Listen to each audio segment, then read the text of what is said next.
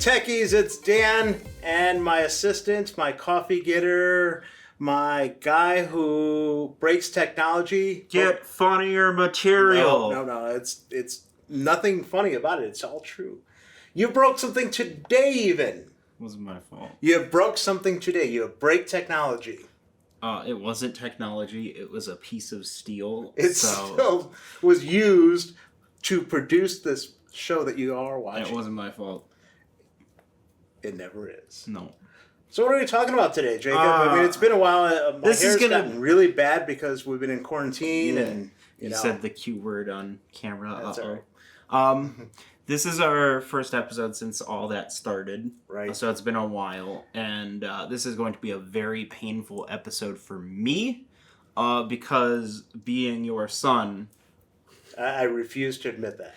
I've heard this a million times. It's time for some old man stories. Wow. This is why you're the assistant host. Uh-huh. So what we're going to be doing today is we're specifically going to take one of your favorite companies. I don't know if I'd say favorite companies. Okay, so we're going to talk about RadioShack today a little bit. Smooth. Such a smooth intro. We really should start planning these things out. No. It's more fun this way. As you guys probably know, this channel started out as a Tandy channel. We branched out into all kinds of other retro technology because we find it interesting. But the vast majority of our collection are old Tandy computers. And the reason for that is that's what I used to sell when I was Jacob's age, about. You're a lot younger. So Jacob and I have been talking a little bit, and he's like, you should tell the audience some of the stories that you have at RadioShack. And I don't have a ton of them because honestly, it was a very consistent job. I've heard these 1,000 times. You're exaggerating. Uh-huh. But I thought it'd be, kind of fun to document some of the experiences I had. So let's get started, I guess. When and where? Well, I actually worked at 2 different Radio Shacks in my career there. One in a small town in central Illinois, and the other in Chicago. So vastly different experiences. So we're going to talk a little bit about both of them. But yeah, vastly different. And the experience of transferring and moving was a story that we're going to spend some time on. So I guess let's talk about the first store that I worked with. We were in a small town in Illinois. We were the only computer retailer for about a 50-mile radius. Sounds about right. There was no one else. So we sold a ton of Tandys. This was right around the TL2 era, RL, before the RLX. So about that time. So was your main customer base families, you'd say, who lived out in rural areas and are like, we got to get that family computer? Yeah, I mean, you had a lot of families. You had a lot of old guys who, wanted to have a computer because, I mean, let's be honest, it was an investment. Mm-hmm. Your typical setup, computer, monitor, printer, you're talking, easily $2,000. I've been through small town Illinois, mm-hmm.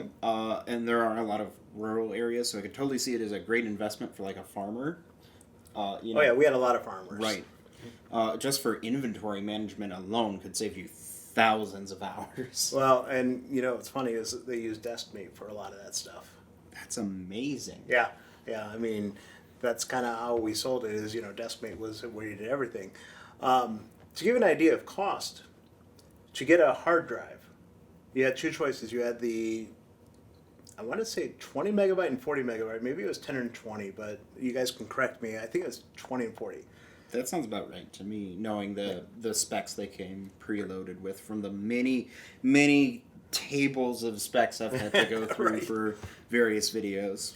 So these would come in a card. It was a hard card, we called it. The 20 megabyte one was $3.99. The 40 megabyte was $4.99. Now, we used to always tell people, because we had to explain what a hard drive was. None of these people have ever used a hard drive. Mm-hmm. So we would tell them, think of the floppy disk as a file folder in your filing cabinet. And think of the hard drive as that whole filing cabinet. And then we would tell them, there's no way you're going to fill up 40 meg. Ever. It had, now what's that, one image, if you're lucky? No, I was thinking of it in how many tenths of a second of this episode that is. Oh, yeah, right. I mean, it's ridiculous. And you had to do a thing called parking the hard drive, which, I'm sure a lot of the audience knows, and you found out the hard way a few times, I think. Yeah. So we'd have to teach them how to park their hard drive because, these old guys would like to take the computer and move it from one room to the other. Like, well, I'm working in the house, it's here, and then I'm going to go out to the barn, I want to take it out there, and they would just pick it up, and then they'd come in with the hard drive being dead. Which is amazing because laptops, were still not great yet. No, but that's you're talking perfect use case. The 1400 LT. Like, it's okay if my laptop's a little heavy if I'm just bringing it from room to room. Right. But right. still. But the screens were awful, and these were all old guys with bad vision. So there was that. One of my favorite stories about that time, we didn't fix computers in the store. So if you had a computer come in, if it was something like software related, we could do whatever. If it's upgrades, some of them we could do. But if something was wrong with it, we had to send it back to Tandy to be fixed. Now, where would that be shipped? Fort Worth. Right, that's what I was thinking. Right. So you'd actually be sending it to Tandy in Texas. Mm-hmm. And they would diagnose it, they'd repair it, and ship it back.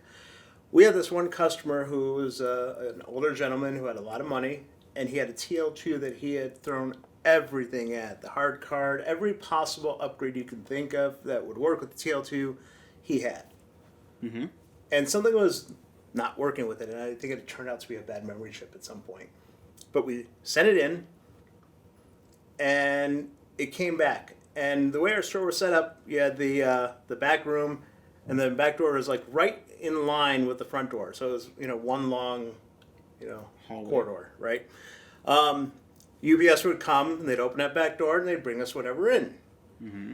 The UPS driver comes in, he's got the box, and it's the TL2, and the bottom fell out. Uh-oh. And as he's walking through the door? As he walked into the corridor, the bottom fell out. The computer came right down, hit the ground. You could see right away that it had bent. It was that bad. It was just bam, right down. It's like a skit out of Seinfeld. Uh-huh. And the UPS driver goes, oops. Oh. So who had to make the call to the gentleman? Was not me. And I'm thankful for that because I really don't think I could have done justice to that. Oh. And then so we had to file a claim with the UPS, and eventually the guy got a new computer, but it took forever and it was expensive, and they didn't want to pay the full amount. It was kind of a mess. That's yikes. What's next on the list? So remember I said it was a big long corridor. The front door is in the middle, 2 glass windows on the other side. At some point, Tandy had started selling these safety kits for your cars. So like with flares and all that stuff. It was a big orange box, very visible. So we thought, let's put those in the window. So we had the front door, and then we had them stacked on either side. There was a customer who used to come in all the time, and we always, suspected that he was stealing items. Always. So we'd always watch him. This is how brazen he was, though. As he's leaving the store, he's coming down, gets to the front door, and just grabs one of these kits in front of all of us, but just does it in such a fast motion, grabs it, Little sleight of hand. Right, and just walks out. Wow. And we were talking, no one's really, that focused, but all of a sudden one of the employees goes, hey, didn't so-and-so just leave? And I go, yeah. Well, one of those kits are gone. And it was there just a minute ago. So luckily, because RadioShack was very good about getting customer information, so we had his phone number and everything, we called him and we said, so-and-so, can you bring that back now? I'm like, we don't call the cops, just bring it back. Wow. Yeah, so he had to bring it back, and then we realized that, he had to be banned from the store. So that was fun. Man, can you imagine him like the day after he gets computer troubles and he's like, oh no, I have to make like a 75-mile trip to get to the next Radio Shack over. Right? I thought that was fun. We used to have this other gentleman. He had a huge white beard, long hair, white, and he would come in with a list of all these diodes he needs. Just little pieces, little... So he's like a everything. hobbyist builder kind of guy. And, you know, for those of you who've been to the old Radio Shack in the 90s, they had all those kind of in the back in little, like, cubbies. Eventually, I guess they went to, like, a drawer system. But he would be back there for hours with his list, getting his things. And by the time he'd bring them up, I'd have a stack like this tall and this wide of just diodes and resistors and all this stuff that he needed. You know, and I'd have to check him out, and it'd just be like a 20-minute process just to ring him up. Just to ring every individual little Right. diode and capacitor he needs. Right. But that was the thing. I mean, you know, for guys like that, Radio Shack was wonderful because Oh, we had all that stuff. I can imagine. And I'm imagining, like, he probably waits a couple weeks, you know, makes his list Right. over time so he Right. doesn't have to keep going back and forth to this local Radio Right, Shack. right, because he did not live in town, so it was a little drive. And I never found out what it was he was building or repairing. He never told us. You want to place your, like, hypothesis?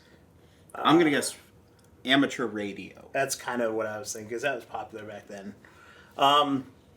Which gets me to my next point. Doing inventory at Radio Shack was hilariously painful. Now they've got inventory at places down to a science. Well, you still have to, every once in a while, do a physical inventory, but a lot of retail companies will bring in an inventory company who knows how to do that. Mm-hmm. Not Radio Shack at the time, and I don't know if later they did or not, but we would do our own inventory. That meant printing out on fanfold paper a list of everything, every SKU, because every product had a unique number. The question is, did Radio Shack give you guys a good printer? It was a Okadata 300, so it was a tank kind of printer. Ah. It was branded under Tandy, but it was not, manufactured by Tandy. But it would take forever to print this thing because you're talking pages and pages and pages. So you'd print this out, and then you'd go item by item throughout the store and count them. So, doing things like TVs, VCRs, not a big deal. Mm-hmm.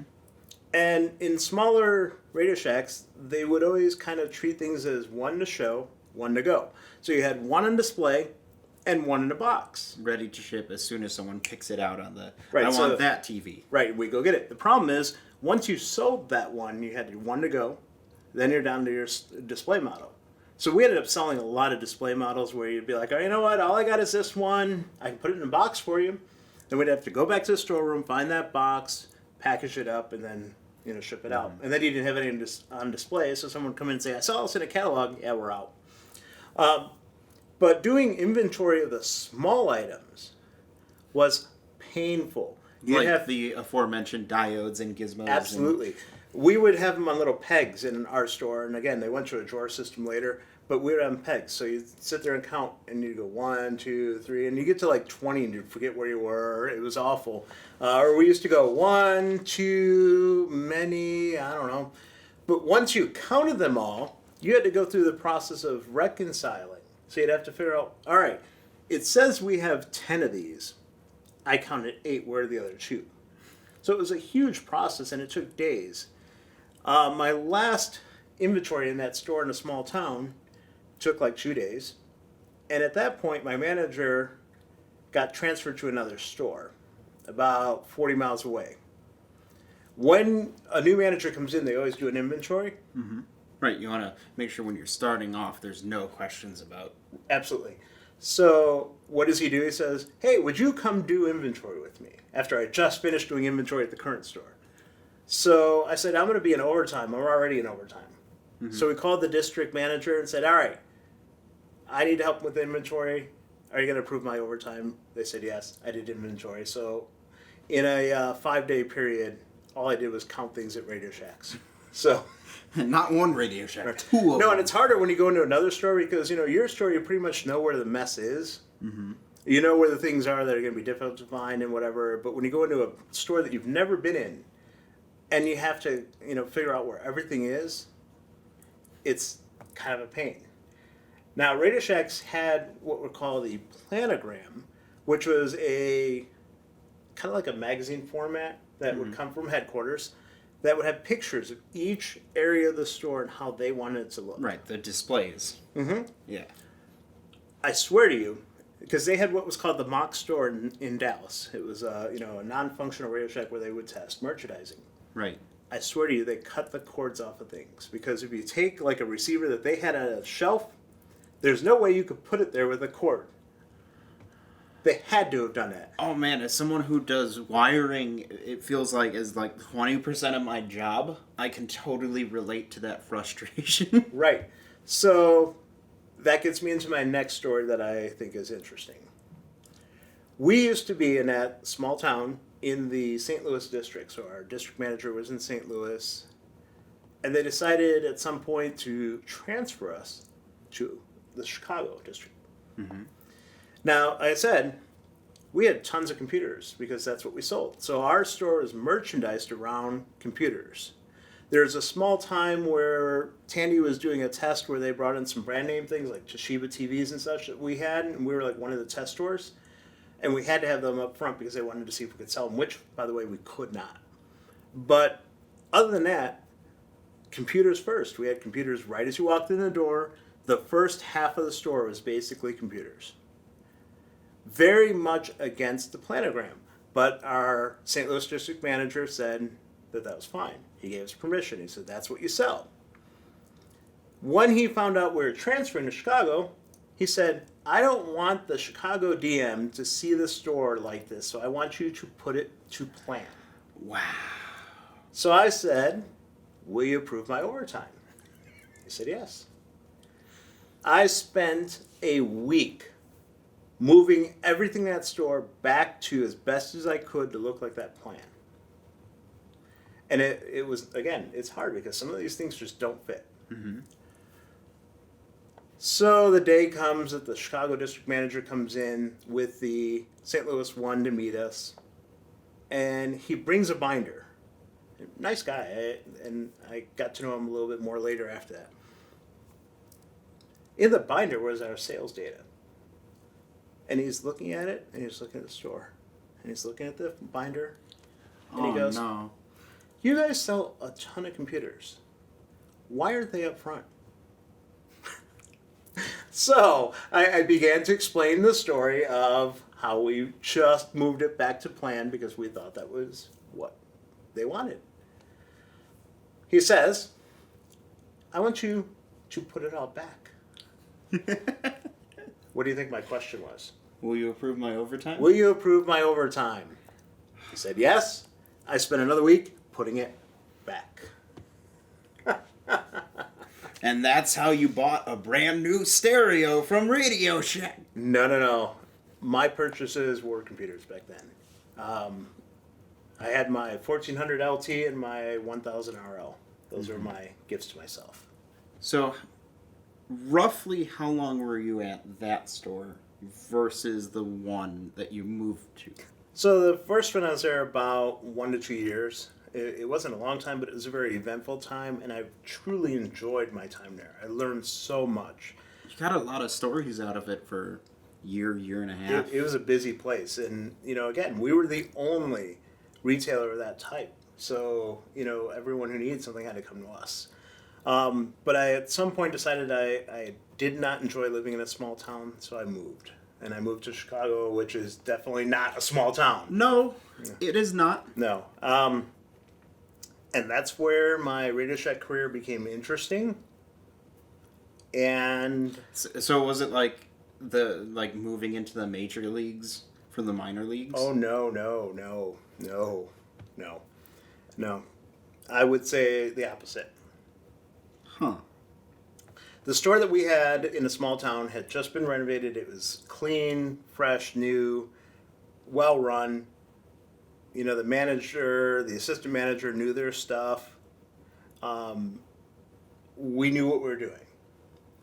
When I transferred to Chicago, I was given a store in a okay neighborhood,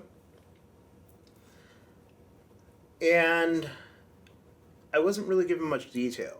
So they were just said, here's the address, go meet your manager, and get started. So I go to the address and I see this Radio Shack that had on the outside of the building kind of an older style logo. Okay. I was like, that's interesting. And then I opened the door and I was reverted to the 1970s. The store had not been renovated in a long, long, long time. It had the brown 70s Radio Shack look. That's great.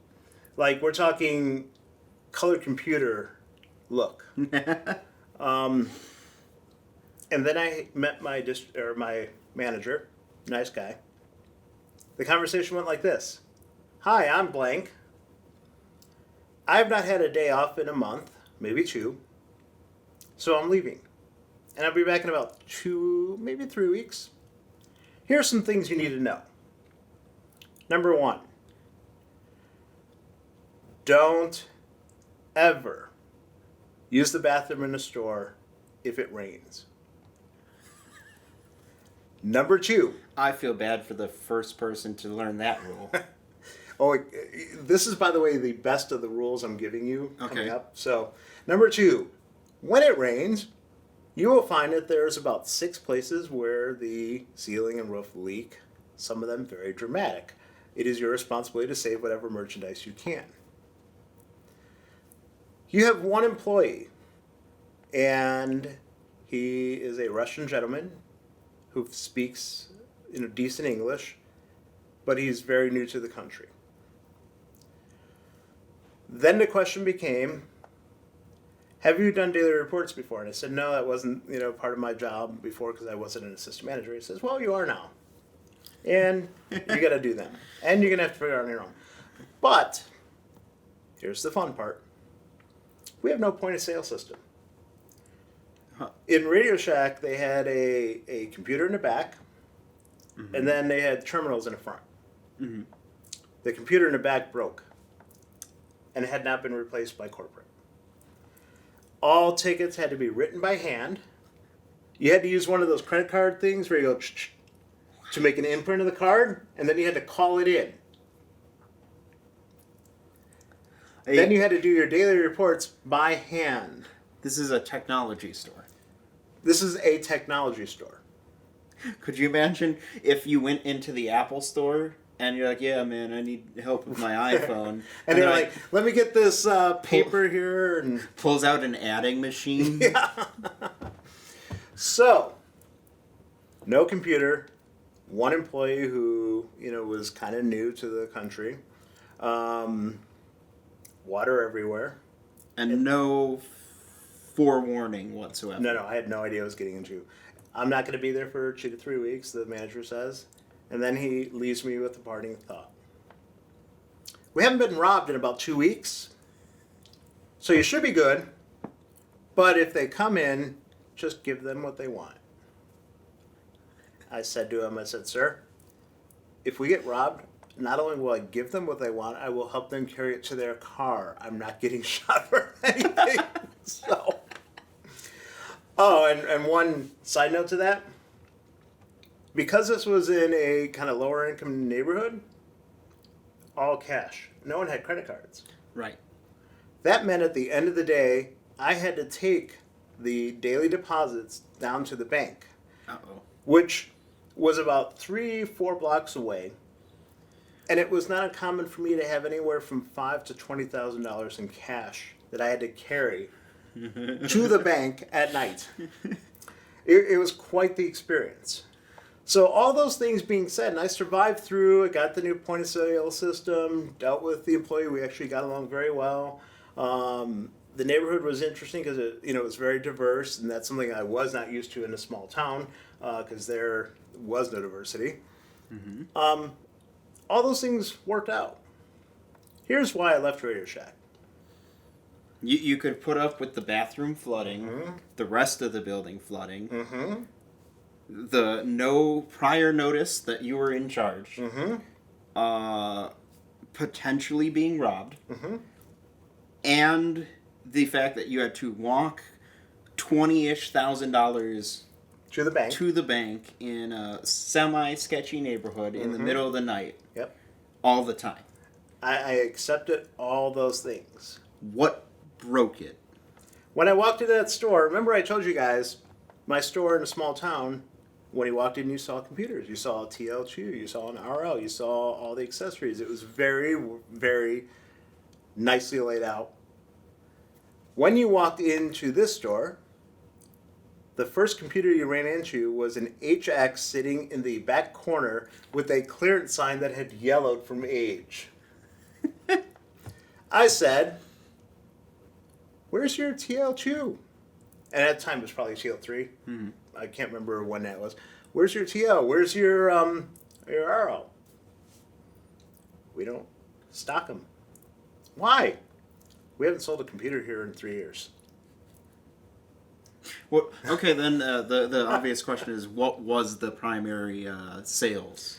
Stereo equipment was a big one. TVs. I was gonna guess car stereos. No, Just normal stereos? Normal stereo components, Hi-fi radios. stuff. Yeah. Like, remember I told you about all the diodes and all that stuff? That stuff didn't sell there at all. No. It had, dust on it. Like, you would go and clean up and you just, you could rub your finger and... It was dust. the normal consumer electronics. Right. And again, all cash business. So every once in a while you get someone who would come in and they'd be like, "I want to write a check for this $1,000 stereo." And you'd be like, "All right, can I have your ID?" "No." "Then you cannot have it." And I'd get yelled at and whatever, and they'd, leave eventually. So what you're saying is you'd be willing to put up with anything at that store, literally anything, if you had been selling computers. I probably would have, yeah. Oh, 'cause don't that's mind what I that enjoyed corner. doing. That's where Scabby Jerry lives. And remember I said that it hadn't been remodeled. Yeah. That district manager from Chicago, the one that I told you, was a nice guy, says, "I understand your store hasn't been remodeled. It was like the only one in his district probably. But you still got to try and match plan. Still got to try and get it to look like the display. Mind you, the shelving was different widths, different heights, different everything. The spacing was different. You could not." So I spent one day, I remember he said, "I want all these stereos to look like plan in this one section." And I'm like moving shelves. Finally, I just gave up and I just threw it. I threw it as best as I could and said, "That's the best I can do." I mean, it was just crazy. Recently, I checked, and obviously RadioShack's gone. So I thought it'd be interesting to see what happened to those two stores. The one in a small town is still sitting vacant, still got the gray walls. It's been just sitting. The one in Chicago is a Metro PCS store that, looks like they somewhat, renovated the inside. No, I'd like it if they didn't. You just walk in. I say that because it looks like they did the bare minimum of renovation. And you just get 70s olive colors and heart and I always felt like when I walked in the door, nice wood grain, and they're trying to sell you a Samsung Galaxy S20 Right. Mega Super Hyper Edition. I always felt like when I walked in the door, I was transported back in time. Reminds me a lot of my local Taco Bell, which up until recently looked straight out of the mid-90s. It's always funny when you see a fast food place that's like that, because, you feel like you're going back in time. So, did you ever get robbed? Okay, I did not. However, one of my relatives at a family function, I was telling them about how I have to carry all that money. I was Okay, like, stop right there. Bad idea. Right? I'm going to go back in time and slap you. Yeah, it probably wasn't the greatest thing, but let me finish the story because it's even worse. So I said, yeah, there are days where I got $20,000 in cash and I'm walking to the bank. This relative says to me, and this is, by the way, after I left the RadioShack. Oh, okay. I thought this was during. No, this is after. Okay. Relative says to me... That's an important detail. Yeah, and that's why I'm like, I better interject that to make it make sense. Relative says to me, "Why didn't you tell me?" I'm like, what do you mean, why didn't I tell you? The response was, I would have knocked you in the head for 20 grand. And you figured that's in early 1990s money, guys. Right. So that was my experience at RadioShack. I really enjoyed the first part. The second part taught me a lot of lessons. I don't think I Like to never use the bathroom while it's raining. Oh, I'm not even going to describe. It was bad. Yeah. But it was a good experience. And I really feel sorry for today's young people because they don't have RadioShack as an option. And I know so many professionals who worked there for a few years when they're young, and it taught you a lot. Still have some places in some areas, but the options are very limited. You got Fry's. They're pretty much done. Micro Center? Yeah. But it wasn't the same because these are all big box stores you were describing. This was a neighborhood size store where you knew your clientele. It was in that first store, someone walked in the door and we knew them. We're like, hey, how you doing, Jerry? How you doing? What project you working on now? Need any help with that hi-fi we built you 6.5 weeks ago? Right. I mean, you knew the customer, you knew what they wanted. I enjoyed it a lot. The Chicago experience taught me a lot. I'm glad I did it. Do you have I just really wish that RadioShack were around or something like that for young people to get that experience. Sure. It's called Amazon Warehouse, where you can go and find any little diodes you want. Yeah, but you don't actually get to interact with them. You get to see a box. Not the same. Not the same. I can remember a guy sitting there soldering things on a desk in front of all the customers as we fixed something for them. Stuff like that. It was a good time. I really enjoyed it. Do you have any final thoughts on this? Do you guys want to hear us do more story time episodes? Because you've got other places to talk about. Yes. You've got your history with CompUSA, and then your history is owning your own store. Yes, that's a fun time. I'd love to know if you guys want to hear more. I'm glad that I can share these because he's heard them multiple times. A lot. Yeah. Some of them I actually didn't get. Some of them were new, but most of them, yeah, I've heard that before. Yeah. But yeah, if you guys are interested in hearing more, I have no problem talking. I'm sure we could have filled out another half an hour with even more. Yeah, there are so many things. There are some things that I just can't tell because, I just can't. Yeah. But it was a great experience. I enjoyed it. So. All right. You want to outro us out? No. You want to do that YouTube-y thing? No. The thing that everyone expects us to do? I was the assistant host. I think that's a job. That is a job for the assistant. All right. Well, please make sure to like this video and subscribe if you're listening to the audio version of this show. Please make sure to share it. Yeah. I was trying to think of a good universal thing, no matter what platform they're listening to, and watch another episode / listen to another episode. We've done 7 of these so far. Yep. And we've got more on the way and other great videos on the Newsmakers Tech channel. So maybe by the next one we'll have haircuts. I don't know. It's kind of hard for sure. And also, running these lights, even though they're LEDs, not cheap. So if you can help us keep the lights on for a couple more days, Patreon. Yes, we definitely appreciate that. And join our Discord where you can talk to us about your ideas for future episodes. Yeah, and if you worked at RadioShack, let us know. We'd love to hear your views and see if some of your experiences were the same. I'm always curious with that. Tell us about your stories about Scabby Jerry. Jerry was a nice guy. Until next time, guys. Bye.